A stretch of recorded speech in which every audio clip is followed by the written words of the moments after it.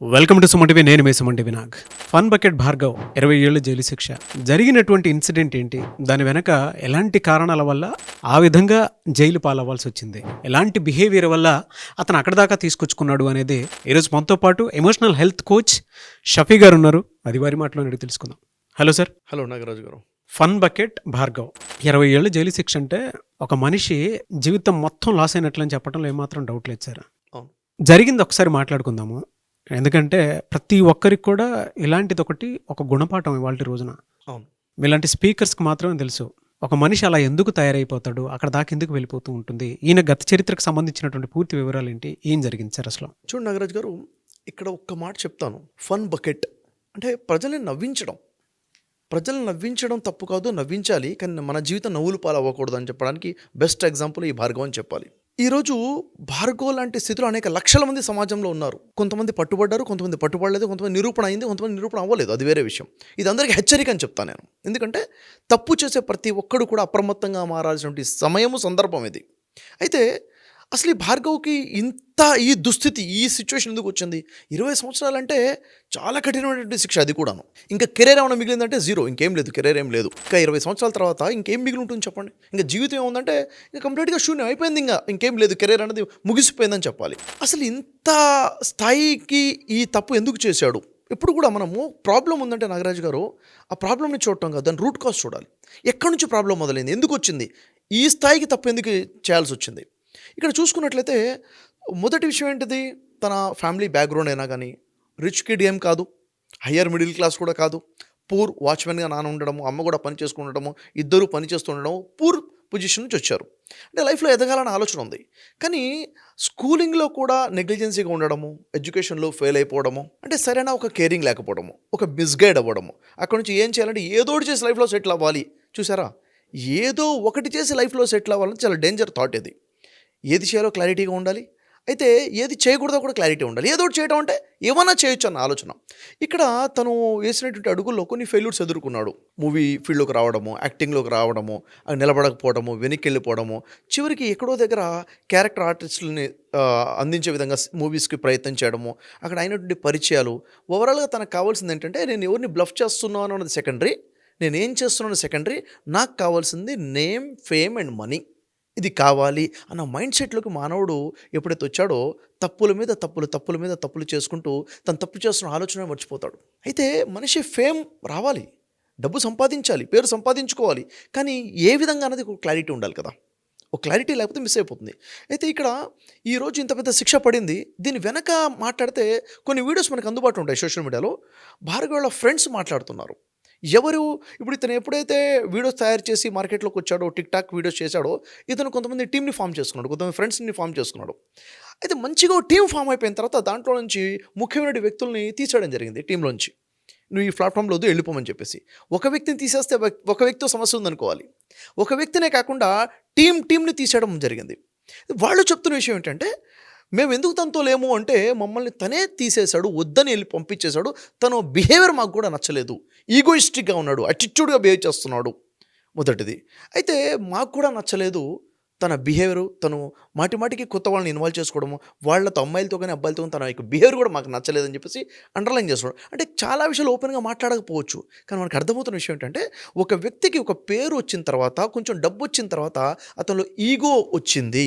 తను చేసే తప్పులు బహిరంగంగా ధైర్యంగా చేయడం మొదలుపెట్టాడు. ఆ టైంలో ప్రశ్నించేవాడు నా ఎదురుగా ఉండకూడదు. ప్రశ్నించేవాడు, నేను తప్పు చేస్తున్నాను ఏంటని ప్రశ్నించేవాడు అంటే నా దగ్గర ఉండదు, అని తీసేస్తాను. అంటే నేను ఒకటి సమాధానం చెప్పుకోవాల్సిన పరిస్థితి ఉండకూడదు, నేను ఎవరికి జవాబుదారిని కాదన్న ఫీలింగ్ ఒకటి. అంటే ఎమోషన్స్ అన్హెల్త్ వచ్చేసింది, సైకలాజికల్గా హెల్త్ కూడా కోల్పోయాడు. ఎందుకు ఈ మాట చెప్తున్నానంటే, ఆ భార్గవ్ ఒకసారి బ్లేడ్తో చేయి కోసేసుకొని బ్లీడ్ అయ్యే విధంగా కూడా వీడియో పెట్టేసి, ఇంత పెద్ద డిప్రెషన్లో ఉన్నప్పుడు ఫ్రెండ్స్ ఎందుకు వదిలిపెట్టిపోయారని ఫ్రెండ్స్ని క్వశ్చన్ చేశారు. ఫ్రెండ్స్ సమాధానం ఏం చెప్పారు, మీరు మొదటిసారి చూస్తున్నారేమో చేయి కోసుకోవడము, మేము చాలాసార్లు చూసాము, రోజు భోజనం చేయడం ఎలా మనకు అలవాటు, వాడి చేతులు కోసుకోవడం అంత అలవాటు అని చెప్పారు. ఇంత భయంకరమైన విషయం. అంటే నా పక్కన ఉన్నవాడు చేయి కోసేసుకుంటుంటే నేనేం చేస్తానండి, అరే ఎందుకు కోసుకుంటున్నారో, వద్దురా ఆపుతా అని చెప్పి. కానీ వాళ్ళు ఏమన్నారంటే, అది వాడికి ఎంత కామన్ అంటే, కోసుకుంటా అంటే కోసుకోరా బాబు కోసుకో అనే సిచ్యువేషన్లోకి వీళ్ళు వచ్చేసారు. అంటే ఒక అమ్మాయితో పరిచయం అవ్వడము, అమ్మాయిని ఫ్లాట్ చేసే ప్రయత్నం చేయడము, అమ్మాయి నో చెబితే ఈ విధంగా బిహేవ్ చేయడం, అమ్మాయి దూరం అయిపోతే ఈ విధంగా బిహేవ్ చేయడం. చూడండి ఇక్కడ ఏమవుతుందంటే నాగరాజు గారు, ఒక స్థాయికి వచ్చిన తర్వాత కొంతమంది ఆలోచన ఎలా ఉంటాయంటే, నాకు ఏది కావాలంటే ఇది కావాల్సిందే. అది పొజిషనా, అవకాశమా, అమ్మాయి ఏదైనా ఇది కావాలంటే నాకు కావాల్సిందే. దానికోసం నేను భయపెడతాను. భయపెట్టానా సాధిస్తాను. లేకపోతే బతిమలాడుకుంటాను. లేదనుకుంటే బ్లాక్‌మెయిల్ చేస్తాను. లేకపోతే నన్ను నేను హింసించుకొనైనా కానీ సెంటిమెంటల్‌గా మిమ్మల్ని లొంగ తీసుకుంటాను. ఇలాంటి రకరకాల ఆలోచనలు ఉంటాయి. అంటే ఇలాంటి బిహేవియర్ భార్గవ్‌లో ఉంది అని సాక్ష్యం చెప్పిన ఫ్రెండ్స్ దగ్గరగా ఉన్నవాళ్ళే చెప్పారు. నిజంగా చెప్పాలంటే ఇది ఒక రకమైన సైకలాజికల్ డిసీజ్ అని చెప్తాను నేను. ఎమోషనల్ డిసీజ్ ఇది. అంటే ఒక ఎమోషన్స్‌ని బ్యాలెన్స్ లేకుండా మనిషి ఎలా తప్పిపోతున్నాడు. ఈ టైంలో వాడు చేసే తప్పు వాడికి అర్థం కాదు నాగరాజు గారు. ఎందుకు ఇలా తయారయ్యాడంటే వన్ డేలో వచ్చే మార్పు కాదిది. అంటే జీవితంలో వచ్చిన వాడు కొన్ని తప్పులు చేసినప్పుడు పట్టుపడకుండా ఉంటే ధైర్యం పెరుగుతుంది. ఒక తప్పు చేసినప్పుడు హెచ్చరించేవాడు లేకపోతే ధైర్యం పెరుగుతుంది. శిక్ష లేకపోతే కూడా ధైర్యం పెరుగుతుంది. స్కూల్లో తప్పులు చేశాడు, టీచర్ పనిష్మెంట్ ఇవ్వలేదు, ధైర్యం పెరిగింది. పేరెంట్స్ శిక్షించలేదు, ధైర్యం పెరిగింది. తప్పు అంటే ఆడుకోవడం మొదలు పెడతాడు. సో ఇలాంటి మొత్తం కలిపి భార్గవ్ ఇంత పెద్ద తప్పు చేయడానికి పూనుకున్నాడు అని చెప్పాలి. సరే, ఇక్కడ ఒక మైనర్ బాలిక, ఒక అమ్మాయి కదా, అనేక బాలికలు తన దగ్గర రావడము, ఒక అవకాశం, కెరీర్ కోసం, ప్యాషన్ కోసం, మేము కూడా యాక్టింగ్ చేయాలి, మాకు కూడా పేరు రావాలన్న ఆలోచనతో వస్తున్నారు. ఇతనుకున్న ఆలోచన తగ్గట్టుగా నేను మీకు నేమ్ ఇస్తాను, నేను ఫేమస్ అవుతాను, నాకు కావాల్సింది నాకు కావాలని చెప్పేసి తను బిహేవ్ చేయడము. ఇలా ఒకళ్ళ మీద గతంలో కూడా ఈ అమ్మాయి ఇన్సిడెంట్ ఏదైతే 14 years గర్ల్ ఉన్నా అంతకు ముందు కూడా కంప్లైంట్స్ అయ్యాయి తన మీద. కంప్లైంట్ అవ్వడము, తను కాంప్రమైజ్ ఇచ్చేసి ఏవి మాట్లాడుకున్నాడో, మనీ మాట్లాడుకున్నాడో అయిపోయింది. కానీ ఇక్కడ ఏదైతే సీరియస్ అవ్వడం వల్ల ఈరోజు మనం మాట్లాడుకున్నాం ఈ టాపిక్ గురించి, లేకపోతే మన దానికి వచ్చేది కాదు ఇది. అది ఇక్కడ నాగరాజు మనం గమనించాల్సింది ఏంటంటే, అనేక ఇన్సిడెంట్స్ ఇలా జరిగినప్పుడు ఇది ఎందుకు హైలైట్ అయింది అనే పాయింట్ ఉంది కదా. ఖచ్చితంగా మిస్బిహేవ్ అయింది అంటే ఖచ్చితంగా అమ్మాయిని బ్లాక్మెయిల్ చేశాడు, హెరాస్మెంట్ చేశాడు, అమ్మాయి బయటకు వచ్చి చెప్పుకొని కేసు పెట్టే స్థాయికి వచ్చాడు అంటే వెనక ఒక పనిష్మెంట్, అంటే క్రూయల్గా బిహేవ్ చేశాడు అన్న విషయం అర్థమవుతుంది. ఒక సైకోగా బిహేవ్ చేశాడు. లేకపోతే ఒక అమ్మాయికి రెస్పెక్ట్ ఉంటుంది. తల్లిదండ్రులకు వెళ్ళి చెప్పుకుంటే తల్లిదండ్రులు ఏం చేస్తారు, కామన్గా మన ఇండియాలో ఉన్న సైకాలజీ ప్రకారంగా సర్దుకుపోదామన్న ఆలోచన ఎక్కువ ఉంటుంది. అవునా లేదా? పరువు రోడ్డు మీద తెచ్చుకుందాం అంటే అక్కడ ఎంత హెరాస్మెంట్ జరుగుంటే వాళ్ళు వెళ్ళి కంప్లైంట్ చేస్తుంటారు. అవునా లేదా? పరువుని కోసం కూడా ఆలోచించకుండా వెళ్ళారు, ఫైట్ చేశారంటే అక్కడ జరిగినటువంటి అంటే ఆ రాంగ్ బిహేవియర్ ఏదైతే డెవలప్ అయిందో భార్గవది, దానివల్ల ఈరోజు ఇంత పెద్ద పనిష్మెంట్ తనకు వచ్చిందని చెప్పాలి మనకి. అయితే అమ్మాయి ప్రెగ్నెంట్ అయింది. ఇక్కడ ఒక కోణం ఏంటంటే, ఒక కోణం చెప్తాను. సమాజంలో చాలామంది ఏమంటున్నారంటే, నేను కొంతమంది డిస్కస్ చేసాను, 20 సంవత్సరాల జైలు శిక్ష వీడికి పడింది కదా, తప్పు వీడిది మాత్రమేనా, అమ్మాయిది కాదా అంటున్నారు. అమ్మాయిది కాదా? ఏదో యాక్సిడెంటల్గా ఒకసారి ఇన్సిడెంట్ జరిగిందా, రేప్ ఇన్సిడెంట్ జరిగిందా, లేదు కదా అనేక సార్లు అటెంప్ట్ అయింది కదా, అంటే అమ్మాయి కూడా ఇష్టపడింది కదా, అమ్మాయిది కూడా తప్పే కదని ఒక వాయిస్ రేజ్ అవుతుంది. ఇక్కడ మనకు తెలియాల్సిన విషయం ఏంటంటే, అమ్మాయి నాకు ఇష్టమే అని చెప్పి అమ్మాయి ఇష్టపూర్వకంగా లైంగికంగా కలిసినా కానీ అమ్మాయి మైనర్ అయి ఉంటే అమ్మాయిది తప్పు కాదు. ఎందుకంటే ఆ అమ్మాయి మైనర్ అంటే మేజర్ కాదు అని అర్థం. మేజర్ అంటే డిసిషన్ మేకింగ్ పవర్ ఉంది, మైనర్ అంటే తన నిర్ణయాలు తీసుకోవడం తనకి రాదు, తన నిర్ణయాలు తప్పై ఉంటాయి. కాబట్టి ఈ అబ్బాయిదే 100% తప్పని చట్టం చెప్తుంది. కాబట్టి ఇక్కడ మనకు లెసన్ ఏంటంటే, వినే ప్రతి వ్యక్తి తెలుసుకోవాల్సింది ఏంటంటే, నువ్వు మైనర్ అమ్మాయితో మాట్లాడేటప్పుడు జాగ్రత్తగా ఒళ్ళు దగ్గర పెట్టుకుని మాట్లాడు. ఆ అమ్మాయిని నువ్వంటే నాకు ఇష్టం అని చెప్పినా దాని అర్థం అది కాదు. అదే మైనర్ అమ్మాయిలతో ఎంత జాగ్రత్తగా ఉండాలో ఇక్కడ తెలుస్తుంది. మేజర్ అనుకోండి, వాళ్ళ ఇష్టానికి ఒక అర్థం ఉంది. ఇక్కడ ఇష్టం కూడా ఇష్టంతో సమానం కాదు. ఇది మనకు అర్థం కావాలి. ఇక్కడ ఇంకో కోణం నేను చెప్పాలనుకున్నాను ఏంటంటే నాగరాజు గారు, అమ్మాయి మైనర్ అయినప్పుడు ఆమె నాకు ఇష్టమే అని చెప్పినా కానీ ఇష్టంతో సమానం కాదు, అబ్బాయిదే తప్పు అంటున్నాం కదా. అలాంటి తరుణంలో మరి ఈ మైనర్ అమ్మాయికి తల్లిదండ్రుల బాధ్యత ఏమై ఉంటుంది? సరే, అమ్మాయికి ప్యాషన్గా ఉంది, ఏదో ఫీల్డ్లో ముందుకెళ్ళాలి, డెవలప్ అవ్వాలి, ఫేమస్ అవ్వాలనుకున్నప్పుడు తల్లిదండ్రులకు ఉన్న బాధ్యత, రెస్పాన్సిబిలిటీ ఏమైపోయింది? అమ్మాయి వైజాగ్లో అయినా, హైదరాబాద్లో అయినా, వేరు ప్రాంతాలు అబ్బాయితో పాటు కలిసి తిరిగింది అంటే, తను ప్రొఫెషనల్గా జర్నీ స్టార్ట్ చేసింది 14 సంవత్సరాల అమ్మాయి, 10th క్లాస్ అమ్మాయి అంటే బాధ్యత ఉండాలి కదా తల్లిదండ్రులకి. ఖచ్చితంగా నా ఆలోచన ఏంటంటే, పేరెంట్స్ కూడా మిస్టేక్ ఉంది ఇక్కడ. అంటే వాళ్ళు తీసుకోవాల్సినటువంటి తగిన జాగ్రత్తలు అమ్మాయి రక్షణ గురించి తీసుకోలేదు కాబట్టి ఇంత పెద్ద పొరపాటు జరిగింది. అమ్మాయి రాంగ్ డిసిషన్ తీసుకుంది. అమ్మాయి రాంగ్ డిసిషన్ తీసుకునే అవకాశం ఉంది, మైనర్ కదా, అంత స్వేచ్ఛ ఇవ్వకూడదు కదా అంటే పేరెంట్స్ కూడా ఆలోచించారు. ఎందుకంటే ఈరోజు సమాజంలో చాలామంది పేరెంట్స్ గుడ్డిగా జీవితం గడుపుతున్నారు, పేరెంటింగ్ తెలియక ఇలాంటి తప్పులు చేస్తున్నారు. కాబట్టి ఈ విషయంలో అప్రమత్తంగా ఉండాలి. ఇది ఒక ఎగ్జాంపుల్ మన కోసము. సో ఇక్కడ భార్గవ విషయంలోకి వస్తే ఇంకో విషయం ఏంటంటే, ఎందుకు ఇంతగా తెగించాడంటే తప్పులు తడక ఇది. ఇంకా మనిషి ఇలాంటి తప్పు ఎందుకు చేస్తాడంటే భయం లేకని చెప్తాను నాగరాజు గారు. ఈరోజు భార్గవ్తో మాట్లాడితే జైలుకి వెళ్ళిన కొన్ని రోజుల తర్వాత తప్పు చేశాను రా బాబు, ఇలాంటి తప్పు ఇంకెవరు చేయొద్దని తనే చెప్పడం మొదలు పెడతాడు. తనే ఇన్స్పిరేషన్గా మారుతాడు 10 మందికి. ఎందుకు?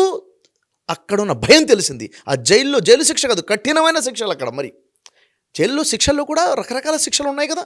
అక్కడ జైల్లో ఉండి కూడా పనులు చేసుకోవచ్చు, జైల్లో ఉండి కూడా పండగకి ఇంటికి వెళ్తానంటే, ఇంట్లో పెళ్ళి ఉందంటే ఇంటికి వెళ్తానంటే పంపించే పర్మిషన్ ఉన్న శిక్షలు ఉన్నాయి, కఠిన శిక్షలు కూడా ఉన్నాయి. అక్కడ కఠినంగా శిక్షించే విధంగా ఉన్న శిక్షలు ఉన్నాయి. కఠిన శిక్ష ఎప్పుడైతే విధించబడిందో నా కెరీర్ లేకుండా పోయింది. క్షణిక ఆనందం కోసం, చిన్న ఆనందం కోసం లైఫ్ మొత్తం లాస్ అయిపోయాను అన్న విషయం రియలైజేషన్ ఎప్పుడు వచ్చింది? చట్టం కళ్ళ ముందు కనబడ్డ తర్వాత. ఈరోజు చట్టం యొక్క అవగాహన ప్రజలకు రావాల్సిన అవసరం కూడా ఉంది నాగరాజు గారు. ఎందుకంటే నేను చేసేసా, నాకు తెలియదు ఇంత పెద్ద తప్పని. ఇదేంటంటే చట్టం యొక్క అవగాహన కల్పించాలి ఇలాంటి సిచ్యువేషన్స్లో. ఓవరాల్ ఏంటంటే మనిషి యొక్క ఎమోషనల్ హెల్త్ అనేది వెరీ ఇంపార్టెంట్. ఇప్పుడు నాకు ఒక కోరిక కలిగింది, దాన్ని కంట్రోల్ చేసుకోగలగాలి. ఎప్పుడు కంట్రోల్ చేసుకుంటాను? దీని పర్యవసానం ఏంటో చూడాలి. నేను ఇలా బిహేవ్ చేస్తే ఏమేమి అయ్యే అవకాశం ఉంటుంది? మనిషి తప్పు ఎందుకు చేస్తాడంటే నాగరాజు గారు, ఒక తప్పు చేయాలని కమిట్ అయిపోయాడు. ఉదాహరణ భార్గవ్ ఇన్సిడెంట్లోనే, ఎవరు చూడరు కదా, ఎవరికీ తెలియదు కదా, అంతా నా కంట్రోల్లోనే ఉంది కదా, నేను చెప్పినట్టే జరుగుతుంది కదా అన్న ఒక ఓవర్ కాన్ఫిడెన్స్ వల్ల మనిషి నా కంట్రోల్లో ఎవ్రీథింగ్ ఉంది కాబట్టి నేను తప్పు చేసినా తప్పు కాదు, పట్టుబడరన్న భావనలో ముందు వెళ్తాం. ఏ స్థాయిలో ఉంటాం? మనం అంటాం, మన పెద్దవాళ్ళతో పాపం పండిందిరా అంటారు. ఒక తప్పు చేస్తూ హద్దు దాటితే పాపం పండిందంటే ఖచ్చితంగా బయటపడిపోతుంది. సో ఇవన్నీ కూడా దృష్టిలో పెట్టుకుంటే ఈరోజు యువత ఫేమ్ కోసమో, నేమ్ కోసమో, మనీ కోసమో నేను ఏదైనా చేస్తానంటామే, ఈ పప్పులోడుకో ఖచ్చితంగా నీ లైఫ్ మొత్తం స్పాయిల్ అయిపోతుంది అంటానికి బెస్ట్ ఎగ్జాంపులే భార్గవ్. సో మన లైఫ్లో ముందుకెళ్ళాలంటే ఏం సాధించాలన్నా కొన్ని వాల్యూస్ ఉండాలి. ఏం చేయాలి, ఎలా చేయాలి, ఎథికల్గా మనం ముందుకు అడుగు వేయాలన్నది తెలియాలి. ఇలాంటిది కనుక ఉదాహరణకు నా ఫ్రెండ్ సర్కిల్ ఎవరైనా ఇలా మిస్బిహేవ్ చేస్తుంటే నేను వదిలేయడం కరెక్ట్ కాదు నాగరాజు గారు. అలాంటి వ్యక్తికి ఒక కౌన్సిలింగ్ అవసరం అనే విషయం నేను ఫ్రెండ్గా గమనించి అతన్ని బిహేవియరింగ్ కరెక్షన్ చేయాలి. ఇది భార్గవ్ ఫ్రెండ్స్ ఉన్నారు. భార్గవ్ ఫ్రెండ్స్ గమనించారు, వీడి బిహేవియర్ బాగాలేదు, చేతులు కోసుకుంటున్నాడు అన్నప్పుడు ఫ్రెండ్స్ వదిలేశారు వాడిని. నువ్వు వెళ్ళిపోమన్నాడు, వాడి బిహేవియర్ మార్పు వచ్చింది. కానీ అప్పుడు యాజ్ ఎ ఫ్రెండ్గా రెస్పాన్సిబిలిటీ ఏంటంటే తను హెల్తీగా లేడు, మానసికంగా అనారోగ్యంగా ఉన్నాడు, తనకి హెల్ప్ అవసరం ఉంది. దాన్ని భయపెట్టించో, పెద్దవాళ్ళతో చెప్పించో, కూర్చోబెట్టి జీవితం గురించి చెప్పాలి. నువ్వు చేస్తున్న తప్పురా, నువ్వు ఇలా చేస్తే చట్టంగా ఇలా నష్టపోతావు, మానసికంగా ఇలా నష్టపోతావు, కెరీర్లో ఇలా నష్టపోతావు అని ఒక థెరపీ ఇప్పించాలి. కౌన్సిలింగ్ చేయాల్సిన అవసరం అయితే ఖచ్చితంగా పేరెంట్స్ది ఉంది, ఫ్రెండ్స్ది కూడా ఉంది. సమాజం సోషల్ రెస్పాన్సిబిలిటీ అంటాను నేను అది. ఎలా సార్ అంటే జనరల్గా అడుగుతూ ఉన్నాను, ఇటువంటి సిచ్యువేషన్స్లో పిల్లలు ఈ వాతావరణంలో పెరుగుతున్నారంటే చాలా భయాందోళనగా ఉంటుంది. అవును, అటువంటి వాళ్ళకి పర్సనల్గా మీ దగ్గర ఆన్లైన్ కోర్సెస్ ఏమైనా ఉన్నాయా? ఉన్నాయి నాగరాజు గారు. ఇప్పుడు విషయం ఏంటంటే ఓవరాల్గా ఇక్కడ ఒక పాయింట్ చెప్తాను. ఒక మనిషి గ్రోత్ అవ్వాలంటే ఏం కావాలంటారు? నాలెడ్జ్ కావాలి, లేక స్కిల్స్ కావాలంటారు. నేనంటాను కాదు, నాలెడ్జ్ స్కిల్స్ కాదు, లైఫ్ స్కిల్స్ కావాలంటాను నేను. అంటే మనిషి యొక్క బిహేవియర్ కావాలి. ఈ లైఫ్ స్కిల్స్ని డిజైన్ చేస్తేనే మనిషిని డిజైన్ చేయొచ్చు. అందుకే లైఫ్ స్కిల్స్ గురించి మన దగ్గర అద్భుతమైన ఆన్లైన్ కోర్సెస్ ఉన్నాయి నాగరాజు గారు. దీనికి ఏంటంటే 12 hours ఒక వర్క్షాప్ డిజైన్ చేశాను. ఎందుకంటే పేరెంట్స్ చెప్పని చాలా విషయాలు, స్కూల్లో టీచర్స్ చెప్పినట్టు అనేక విషయాలు ఉన్నాయి, పిల్లల జీవితానికి తెలియాల్సినటువంటి వాటి మీద డిజైన్ చేశాము. ఇవి ప్రతి పేరెంట్ కూడా ఈ వర్క్షాప్ తీసుకొని పిల్లలకు చూపించాలి, వాళ్ళు కూడా చూడాలి. సో ఎవరైనా ఎన్రోల్ చేసుకోవచ్చు, ఎప్పుడైనా అప్రోచ్ అవ్వచ్చండి మిమ్మల్ని? ఎస్ నాగరాజు గారు, ఇదేంటంటే ఆన్లైన్లో ఉంది, రికార్డెడ్ సెషన్ అది. ఎప్పుడైనా కానీ వాళ్ళు ఈ యాక్సెస్ తీసుకోవచ్చు, ఎన్రోల్ చేసుకోవచ్చు, వాళ్ళు చూడాలి. 1-4 సార్లు ఈ వర్క్షాప్ చూడాలి. ఎందుకంటే పిల్లల జీవితానికి కావాల్సింది లైఫ్ స్కిల్స్ కాబట్టి దానికోసం ఆ లైఫ్ స్కిల్సే భార్గవ్ లాంటి వ్యక్తి చేతుల్లో ఉంటే ఫ్యూచర్ ఎలా ఉండేదంటే నాగరాజు గారు, తనకున్న స్కిల్స్కి, తనకున్న టాలెంట్కి కరెక్ట్గా లైఫ్ స్కిల్స్, పాజిటివ్గా ఎమోషనల్ హెల్త్ ఉంటే తను స్టార్గా ఎదిగేవాడు. ఈరోజు ఏమైపోయి జైల్లోకి వెళ్ళిపోయాడు. ఏం లేకపోవడం వల్ల? స్కిల్స్ లేకపోవడం వల్ల కాదు, నాలెడ్జ్ లేకపోవడం వల్ల కాదు, లైఫ్ స్కిల్స్ లేకపోవడం వల్ల, ఎమోషనల్ హెల్త్ లేకపోవడం వల్ల. అది మన పిల్లల జీవితంలో జరగకుండా ఉండాలంటే ఇలాంటి కోర్సెస్ ఖచ్చితంగా యూజ్ అవుతాయి మనకి. Yes, thank you so much Shafi గారు. థ్యాంక్ యూ అండి.